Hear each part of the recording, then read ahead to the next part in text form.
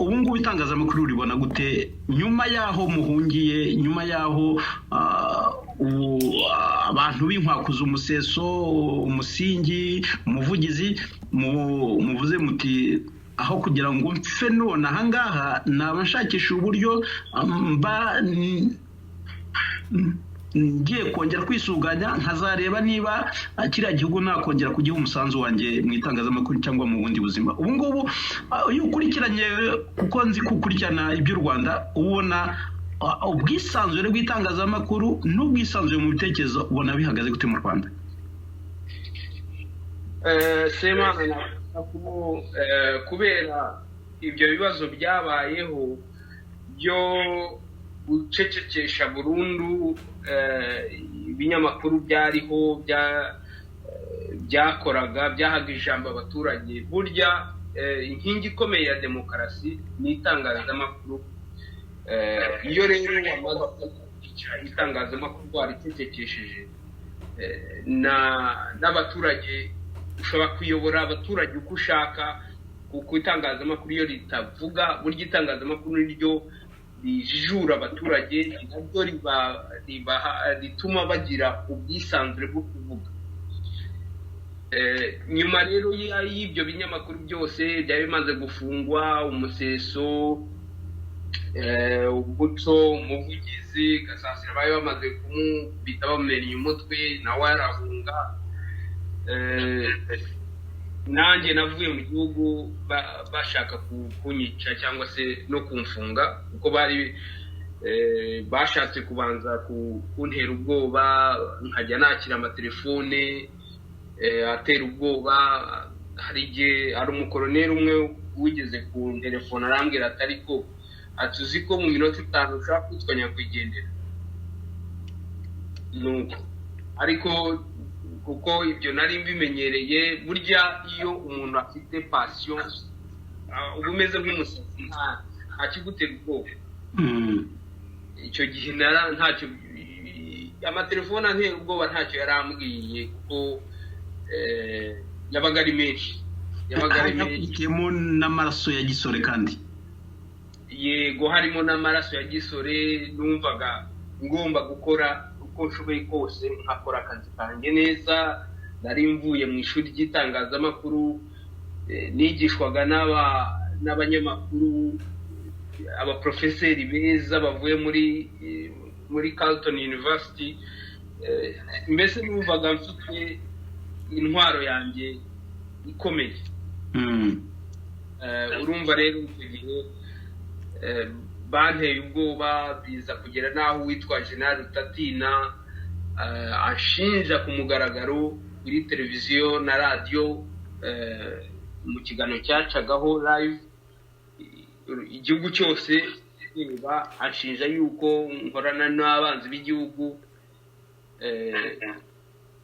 Bingiraho ingaruka zikomeye. Ari aho nari ntuye, nyir'inzu anyirukana mu nzu uwo munsi, arambwira ati ejo singushaka mu nzu yanjye, ati bakutangaje kuri televiziyo ko ukorana n'abanzi b'igihugu, ati rero sinshaka gucumbikira umuntu ukorana n'abanzi b'igihugu, ko birumvikana ko nawe abavuze ko nawe uri umwanzi w'igihugu. Icyo gihe nyine yabikomeye cyane, ariko narakomeje niyambaza inzego zitandukanye z'ibihugu z'ububanyi n'amahanga, za ambasade n'ibihugu bitandukanye, ariko ntacyo byatanze. Finalma baje kunyikiza, mbese mva mu gihugu. Rero n'ibindi binyamakuru, urumva iyo umunyamakuru aca mu bibazo nk'ibyo ngibyo, aba ari message ibwirwa abandi, n'abandi bafite inyota yo kugira ngo bakore kinyamwuga, n'abari message kuri bo ivuga iti uriya ibimukorerwa namwe nimwibeshya bizabakorerwa. Kandi icyo gihe twari dufite n'abanyamakuru benshi bakorana na leta, batuneka bari muri twe. Icyo gihe wajyaga i Bugande, twajya kwempima ukagaruka ukagera ku mupaka igatuna bamenye inkuru wanditse izo arizo, ikinyamakuru bakaba baragifashe,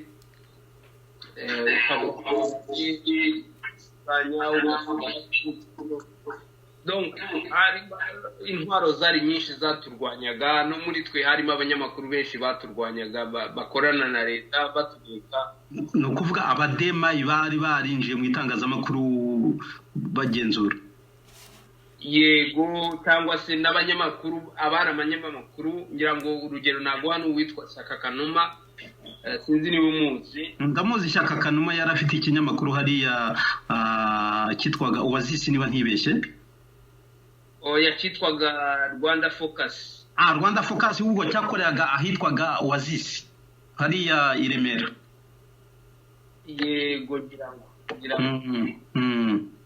uwo nguwo ari mu benshi bakoreraga leta, ari n'inshuti ya Kagame cyane. Bajyaga batuneka rero, bakazambya imishinga myinshi yo guteza imbere ubwisanzure bw'itangazamakuru. Bibuka ko bigeze kumukoresha bashaka gufunga Kabonero, yandika ibihimbano, ibintu Dema yahimbye by'amayime ko yandika na Ruzitanga y'amavumbi Kigali. Noneho abisohora mu kinyamakuru agaragaza ko ari investigation yakoze. Mu by'ukuri yo uwarebaga ibyo bintu yabonaga ari byo koko, ariko icyo gihe Kabonero yakinzwe na ambasade ya Amerika, uko bo kubera ikoranabuhanga babashije kugaragaza ko izo email zahimbwe. Nicyo cyamukije gusa. Ndetse no mu mwaka wa 2007 igihe twagiranaga ubwizero na Perezida Kagame, icyo gihe na Kabonero yari ahari. Kagame byaramubaje cyane, atuka Kabonero amuhagaze imbere, aravuga ati wagize Imana, habuze gato gusa. Ari amenyo afite umujinya mwinshi cyane. Urumva rero ako gato yavugaga nuko iyo ambasade ya Amerika yabashije kuvuga ko ayo mahirwe yari amahimbano, ari ukuri. Urumva rero ko ntambara zari ahantu hose hirya no hino, turwana na leta, turwana n'abanyamakuru bo leta yohereje kutuneka. Mu macapiro hose barashyizemo abakozi babo, ndetse n'i Bugande bari bafite za maneko aho twacapiraga ibinyamakuru. Ari nayo mpamvu wavaga i Bugande uzanye ibinyamakuru ukagera ku mupaka bakabifata ko babaga bazi ibirimo. None ubu ngubu rero ubona gute itangazamakuru niba uracyakurikira iby'igihugu cyawe, uribona gute ugereranyije n'ibyo bihe? Mu magambo makeya rwose nk'abiri atatu, nk'umunota umwe, 2-3, uko ubona itangazamakuru n'ubwisanzure mu bitekerezo bihagaze ubu? Cyane navuga nuko mu Rwanda nta bwisanzure bwo gutanga ibitekerezo. Nta bwisanzure bwo gutanga ibitekerezo. N'uwisanzuye abyihereye uburenganzira, ushaka kuvuga ati we yihaye uburenganzira bwo kwisanzura mu bitekerezo, ariko nta burenganzira bafite bwa nyuma yo gutanga ibitekerezo. So muri iki gihe nta gutanga ibitekerezo guhari. Itangazamakuru ryarafunzwe completely, ku buryo nta gitangazamakuru na kimwe mu Rwanda. Ngira ngo u Rwanda nirwo rwaciye agahigo muri Afurika yose, nicyo gihugu kidafite ikinyamakuru gisohoka ku mpapuro. Mu gihugu hose nta kinyamakuru kigisohoka ku mpapuro. Ibintu byose babigize ngo kuri internet. Abantu rero iyo bavuga ngo iterambere ryarazi, ngo amakuru aboneka kuri internet, babibeshya kubera ko kandi leta yabikoze ibigambiriye, kuko irabizi ko abantu babona internet mu gihugu ni bakeya cyane cyane cyane. Abo rero babona internet ni nabo badashobora kugira icyo batwara leta.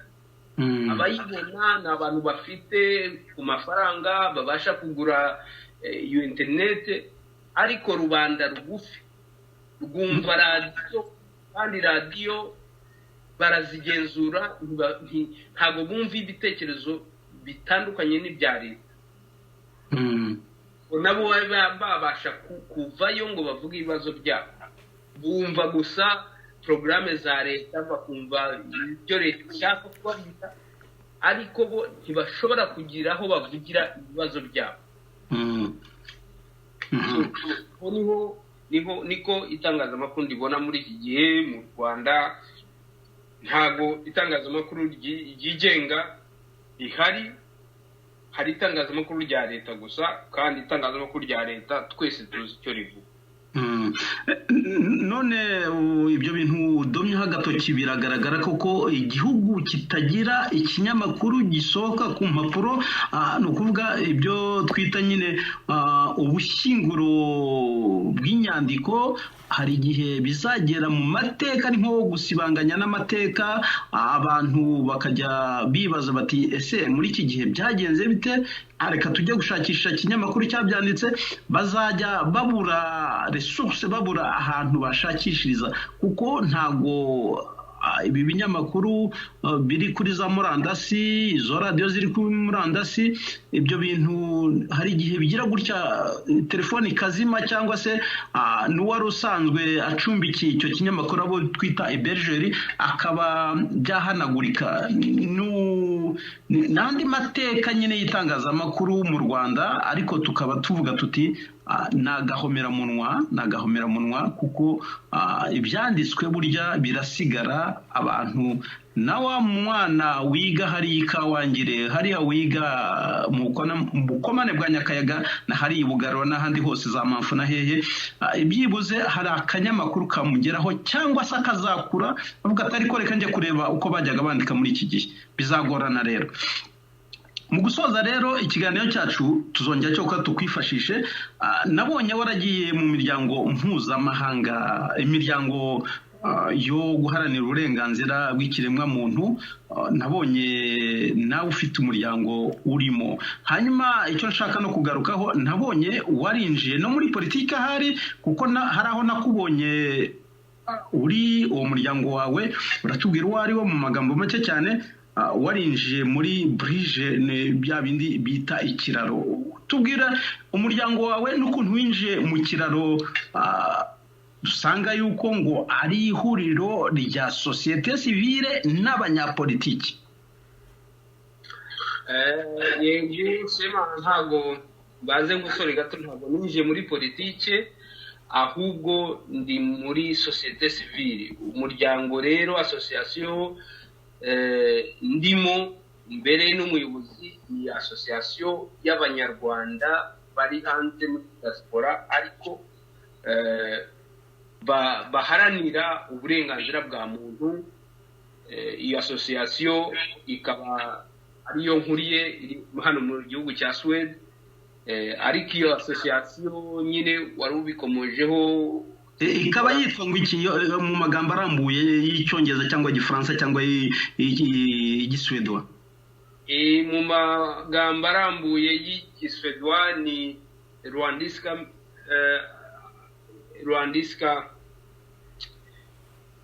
bayita Rwandiska Forening for Mänskliga Rättigheter. Bisobanura yego Nilson Gatsimbazi, uranyumva? Yego bisobanura mu magambo y'Icyongereza ni Rwanda Association of Human Rights. None rero yego, akaba rero ariyo association mbere y'umuyobozi hano mu gihugu cya Sweden, ariko wambaje uti hari aho nabonye iri kumwe n'imiryango ya politike n'iyindi ya sosiyete sivile mu kiraro. Yego, kiraro uvuga, ariko ndagira nkubwire ko mbone n'akanya kuvuga ko ayo matangazo nanjye nayabonye asinywa mu izina ryanjye, ariko yewe nk'umuyobozi w'iyi association nta kintu nigeze sinya kijyanye na politike cyangwa se ikintu cyose gihuza amasosiyasiyo n'amashyaka ya politiki. Simbazi ubwo barateruye bashyiramo association, ubu iyo bagiye gusinya amatangazo asohoka yose asohokaho uko uhagararira iryo shyirahamwe nyine ari Nixon Gatsimbazi, ugasinya amasinyatire yawe agasohoka nta wigeze muri iyo mpuza mashyaka na societe civile, nta numwe wigeze aguhamagara ngo akubaze urabyemeye cyangwa ntubyemeye?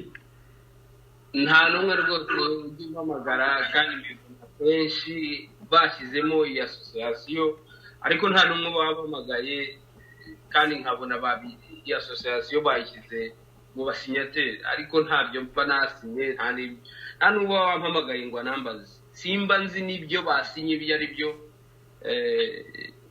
ngayo nguko. Ubwo se ubabwira iki abantu bifashisha izina ryawe?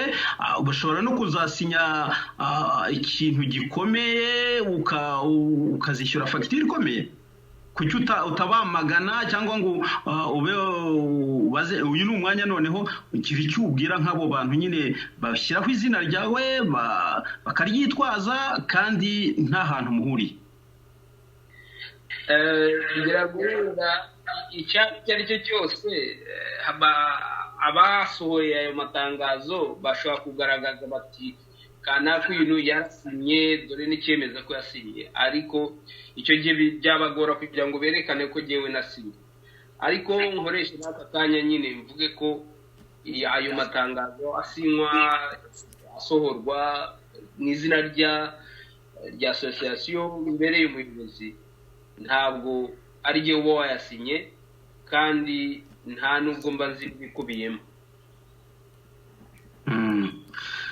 Ndumva rero ni rya tekinika rigikomeje no mu buhungiro nyine, urumva yuko ni ibintu bitoroshye. Hari indi shyirahamwe ariko urimo ryo aho wagiye usinyaho ubanza hari ubyeme, hari ishyirahamwe ry'abanyamakuru b'abanyarwanda bakorera mu buhungiro, nkaba ndibereye umuyobozi, ndumva byo abazabona amasinyatire yawe abayabonye, ubu nta kintu turasinya muri iyi minsi yuko wowe uri vice perezida. Byo wagira icyo uhumuriza abantu kugira ngo batazabona ibyo twagiye dusinyira hamwe bakavuga bati nawe yaratekinitse ntaho ahuriye na Gatsimbazi? Byo gira icyo bivuga kuri association y'abanyamakuru b'abanyarwanda bari mu buhungi, association Union des journalistes rwandais en exil.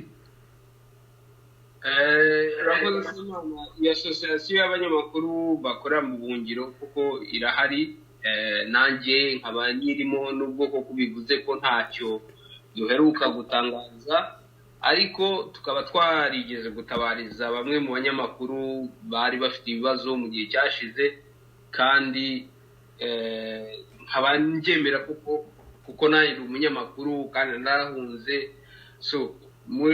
tukaba twaranayishinze mu murongo kugira ngo tujye dutabariza bagenzi bacu bafite aho bahuriye n'itangazamakuru hirya no hino. Ndumva rero abantu bashize impungenge nibabona isinyatire kuri iyo Union des journalistes rwandais en exil, ubereye umwunganizi, kuvuga uwungirije umukuru wayo ariwe njyewe, ntibazagira impungenge, ntaho bihuriye n'iyo bridge, nta nubwo twebwe muri association y'abanyamakuru bakorera mu buhungiro ntago turi muri icyo kiraro. Ndagushimye Nixon Gatsimbazi, tuzongera duhure dusangire twungurana ibitekerezo, turebe n'ubwo uburenganzira bwa muntu, ubwo burenganzira mu bitekerezo n'ukuntu bwifashe muri bihugu duhuriyemo by'amahanga. Abanyapolitike se twagiye dukubitana nabo imitego, bo tubanye gute, dukorana dute, twubahana gute, cyangwa ni uko badufataga mu Rwanda n'ubu niko bigikomeje? Ndagushimiye, tuzongera tugaruke kuri icyo gitekerezo nzamuye, uduhe ibitekerezo. Urakoze cyane.